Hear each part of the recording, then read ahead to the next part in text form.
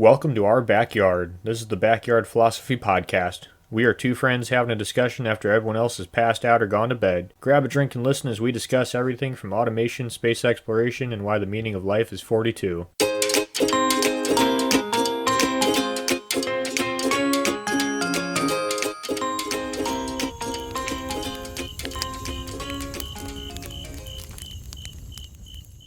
Knowledge. We all think it should be free until it can make us a lot of money. But first off, Nick, how you doing? What are you drinking?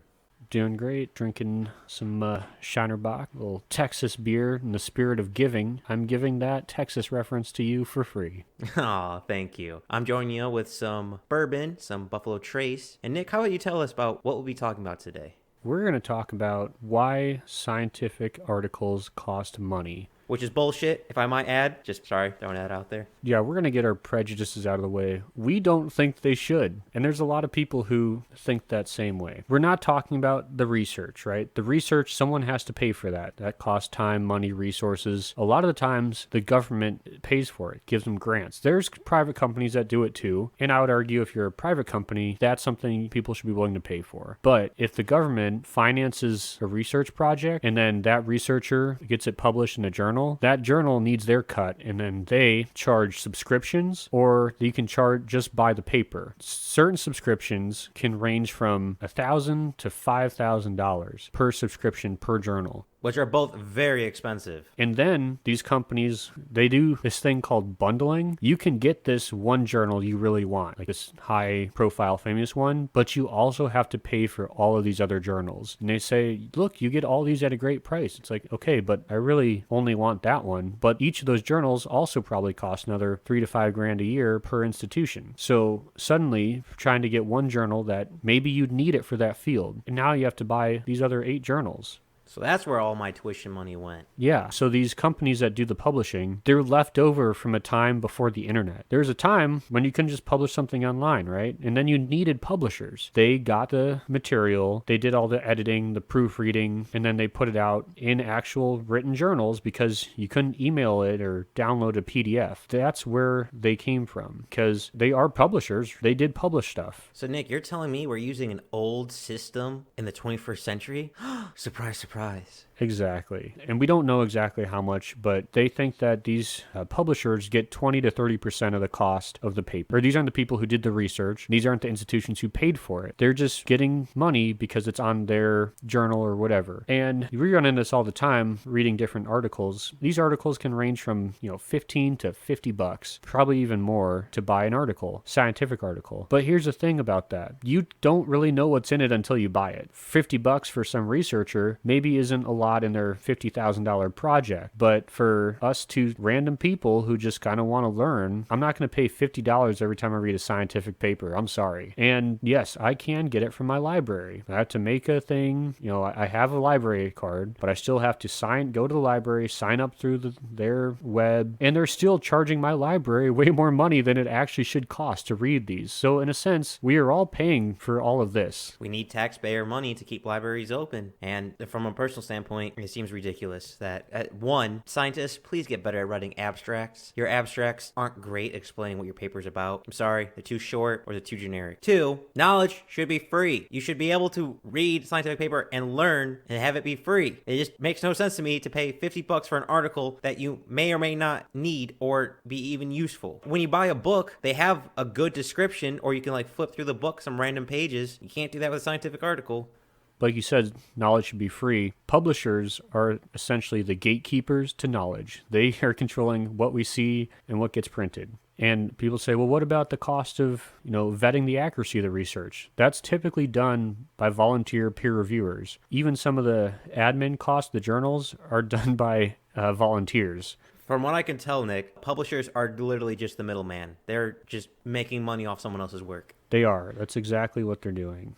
And this is a day and age with the computers. I don't see why that's an issue. Now, Mike, you might say, oh, maybe the government should step in, right? I mean, after all, it is taxpayer money. I don't know. They did. It's called the Research Works Act. Now, this was a bipartisan bill. This is something that the left and the right agreed on. That's rare. Oh, yeah, wait till you get to the whole thing. The bill contained provisions to prohibit open access mandates for federally funded research and effectively revert the United States National Institute of Health public access policy, which was a previous bill that required if the research was paid by taxpayers to be freely available online, it would get rid of that and severely restrict the sharing of scientific data. So you spend a lot of money to get this research, and then you don't want it to come out. Got it. Just makes complete sense. I just love the fact it's like, oh, this seems like something the government could intervene in. After all, it is taxpayer funded. I'm sure they're on the side of the citizen. Oh, no? Suddenly we can bipartisanly agree that these publishers need to remain in business? She took my money when I'm in need. Goddamn government fucking... Ugh! It aggravates me, because, Nick, I assume we'll talk about it in a bit, Sci-Hub, but... Yeah, we'll get there. I'm going to go through a little bit of the history of sharing of scientific articles. Please do. So there's actually a name for this problem. It's called the cereals crisis, and it's that the price of scientific articles and journal subscriptions are growing faster than the price of inflation. Wait, what? As money becomes worth less, scientific articles become worth way more than the cost of that money. So the price, I mean, we've seen the price grow. It's ridiculous how much some people are willing to pay, but it's growing faster than the price of inflation.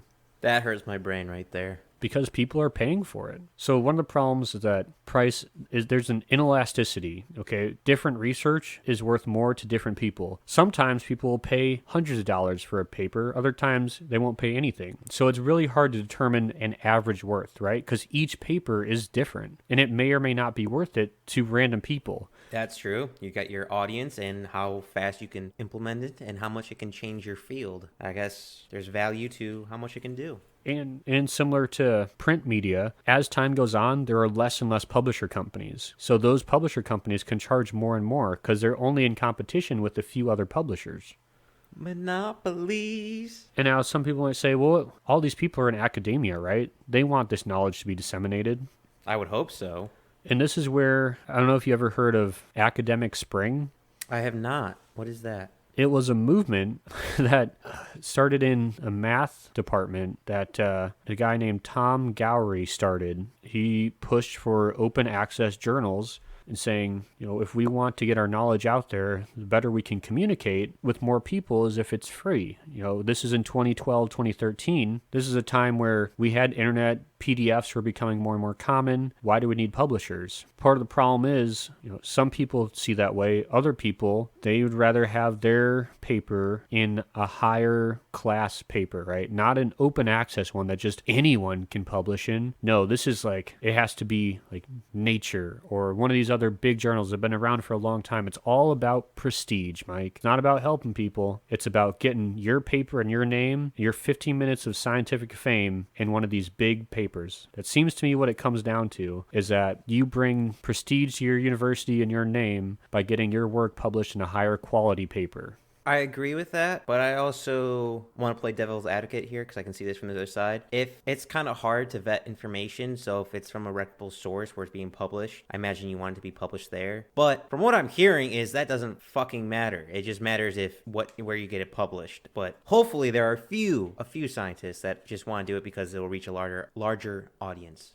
Yep, and I have some examples of people who are opinions against, and we'll read them in a minute. Before we get to that, I want to talk about another person in the the battle to get free scientific articles out. Aaron Swartz. He's an American computer programmer and internet activist. What he was doing is using a program to download a bunch of scientific articles off JSTOR to share with everybody for free. He violated the Computer Fraud and Abuse Act of 1986. He was facing trial and possibility of imprisonment. He went to court for a little bit. He was charged with breaking and entering with felony intent to disseminate wire fraud, computer fraud, and if he didn't take the deal, he was going to get at minimum 7 years in prison. He ended up killing himself because he had all these people coming down on him. JSTOR said he didn't even disseminate, let's drop the charges, and they ended up releasing some of their older articles for free. But the U.S. government would not drop the charges, and they kept pursuing and pursuing, trying to put anything they could on this case and bury this guy.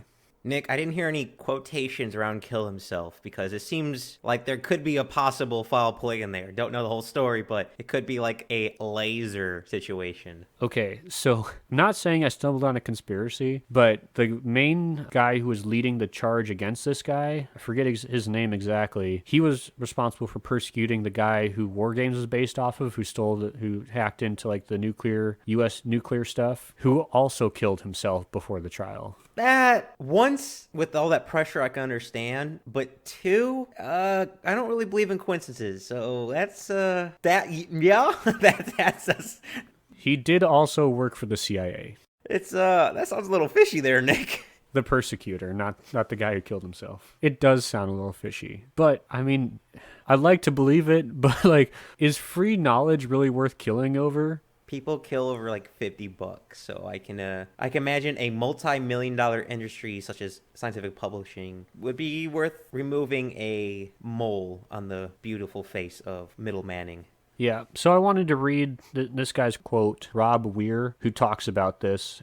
He's associate editor of a journal, writes for Inside Higher Ed. This is his quote. Many wonder why money accrues to those whose only creation is to aggregate the labor of others, especially when some form of taxpayer money underwrote many of the articles. That's a legitimate concern, but defending Schwartz's method elevates vigilantism above the rules of law and reason. He concedes that JSTOR charges university libraries a king's ransom for its services. He also argues that even a modest journal is expensive to produce, and that if you want anyone to read your journal, you'll give it to JSTOR or some other aggregator, unless of course you can drum up lots of free advertising. He concludes by saying that the information wants to be free adage fails to account for the hidden cost within the culture of free, and proposes that there ain't no such thing as a free lunch. That is true. There is no such thing as a free lunch, but Except for when that lunch was paid for by me, I give it to you to wrap, and you sell it back to me for $20.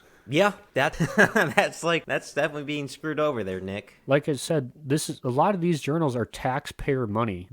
We paid for it. I don't understand why it should at least be a more reasonable cost. And another thing that I don't know if this is the time or the place, but I think all scientific articles should put on the bottom of who paid for that research, whether it be university, private company, government grant, whatever. And that way you can kind of get motive, but especially see, oh, we paid for that? Well, that should be free. Yeah, I definitely agree with that. With a peek behind the curtains, that should definitely be a necessity to say, hey, this was funded by this university, this was funded by this organization. That is, I think, very important. Yeah. So as time goes on, the information, it becomes even less and less that we need these people, right? One of the big arguments is that, oh, well, they edit them and they do the grammar and stuff. We have AI that can do that, right? Like, how much does it cost to spell check these papers, or more advanced spell check? But at the end of the day, it's a scientific paper. They're what, 3-4 pages?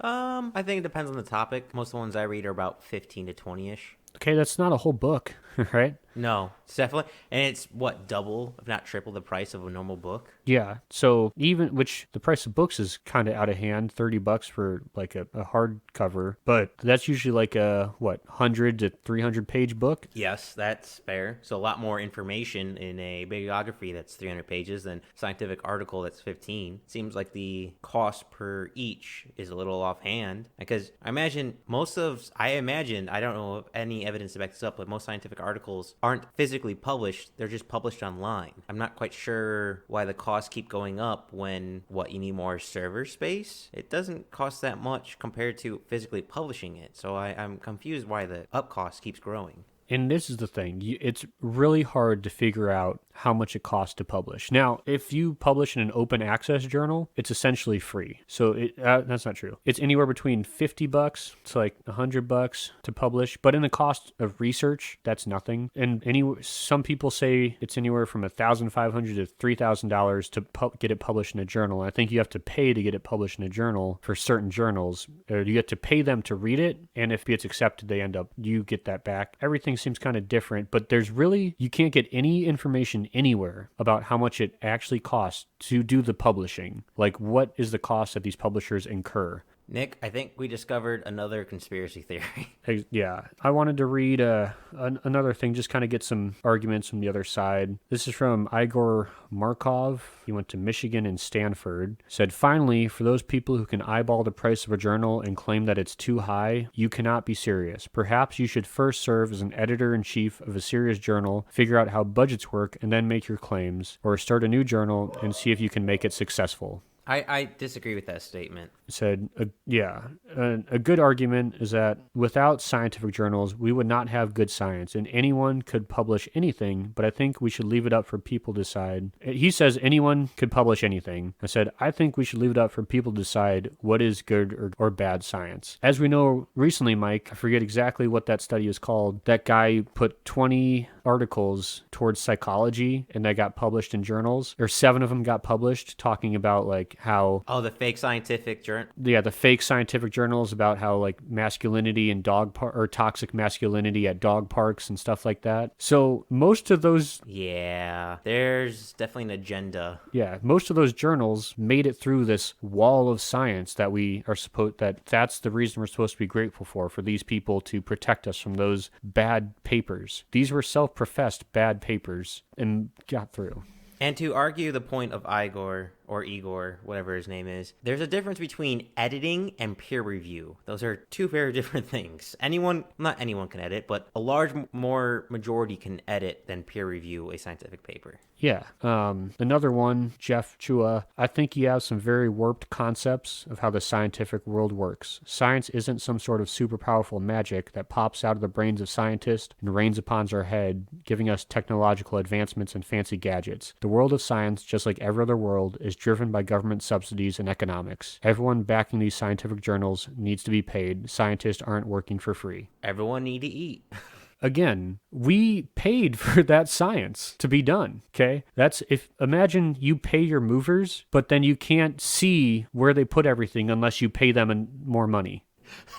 I pay you to put everything in your truck, and I pay you to give it back. It doesn't make sense for me. Something that I thought might be a solution is the universities take on the role of publishing. And that way, you still have the clout, right? If you are a university who publishes good articles, and you can publish them relatively low cost, you can publish good articles and you put your name on it, that brings attention to your university. That university is doing science, and that way it's promoted to hold up to certain ideals. You don't want to put out bad work because it'll cloud the name of your university. It also seems like you could give students more jobs of editing and peer reviewing. Seems like a win-win. Yeah, and that way it's free, like especially if and there are private companies who do their own research, and that's fine. Like that, I don't have a problem with paying for that. I'm not going to, because I'm not a huge university who's someone else is paying for that bill. If I want to see it, I have to pay for it myself.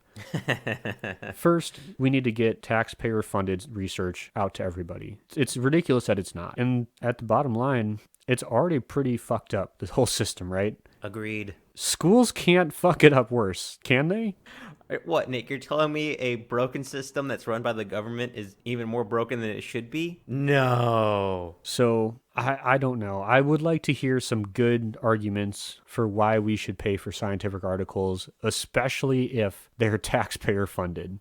Why knowledge should cost money. I read a lot of different ones, and maybe these guys are just bad at communicating, or we're not talking about exactly the same thing, but man, I just could not find an answer that I liked that could convince me otherwise. Now, I came in with a slanted perspective. For the longest time, I thought that this is bullshit, that I have to pay for a scientific article that was paid for by my tax dollars, your tax dollars, all of our tax dollars, and then we have to pay again to figure out what they use that for. Yeah, talk about squeezing blood out of a stone. Yep. Another thing that these journals, they make it hard to publish so that they can be selective, and that's why that makes them more exclusive. I don't know. That's part of the argument, is that like it's a prestige thing, if it's published there, it's a good article. And I don't know, Mike, about you, but I don't really look at where they were published. That really doesn't do anything for me. No, I just follow the science. If I can see that their sample size was so much numbers, or they were using such and such process to identify, or they published their math, it doesn't matter where it came from. If the math is true,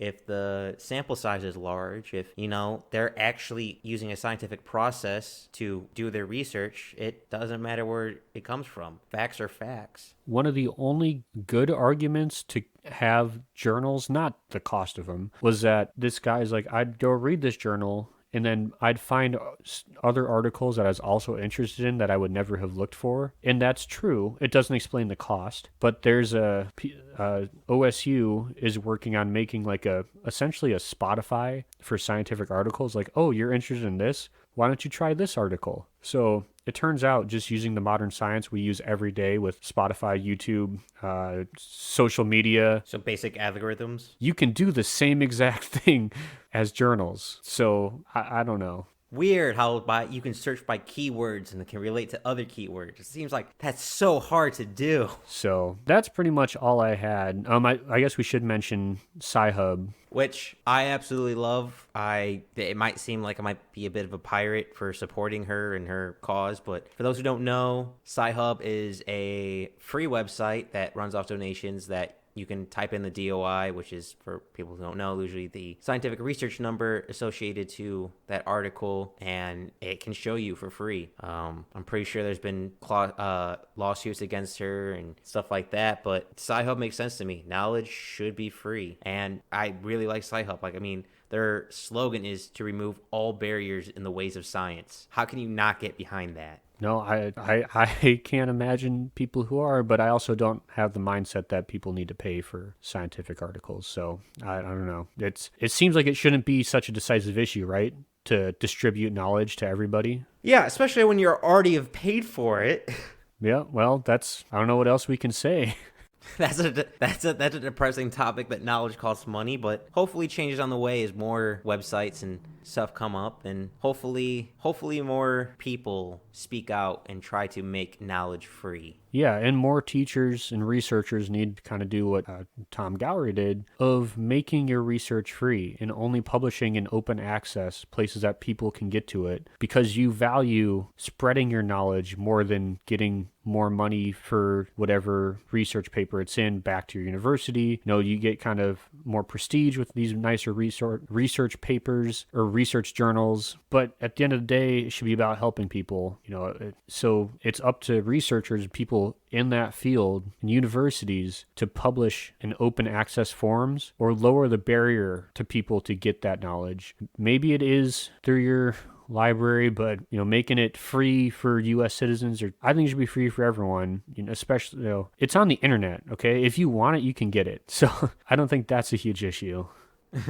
And I imagine a lot of libraries aren't paying for every single site that might be publishing, and some articles might be site-oriented in only one site. Like you said, Nick, it costs thousands of dollars a year to do all these articles. Well, that's going to affect the public library and public education system. So if they're, can't do all of them because they're in a small town or they're hurting financially, they're not going to pay for every single publisher site. So if you're paying for publishing of scientific articles that are just literally scanning onto the internet, it ruins the education system for millions and perhaps even tens of millions. Just think about how many times you paid for that research, right? So your tax dollars go into doing the actual research. Your library pays to read that research. Your school pays to read that research.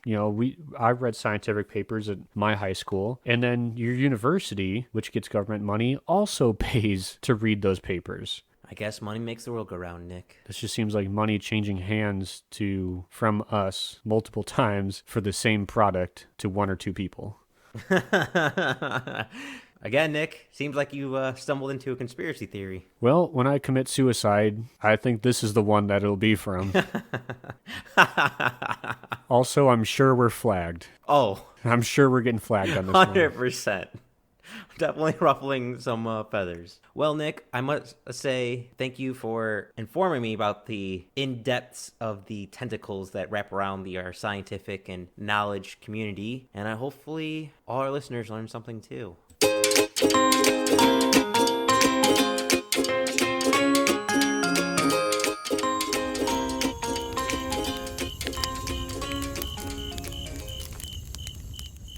Thanks for listening to the Backyard Philosophy Podcast. We rarely finish a podcast without missing a point we wanted to bring up, so let us know what we forgot. And if you have a topic you want us to talk about, let us know at Backyard Philosophy on Instagram and Backyard Philosophy Podcast on Facebook.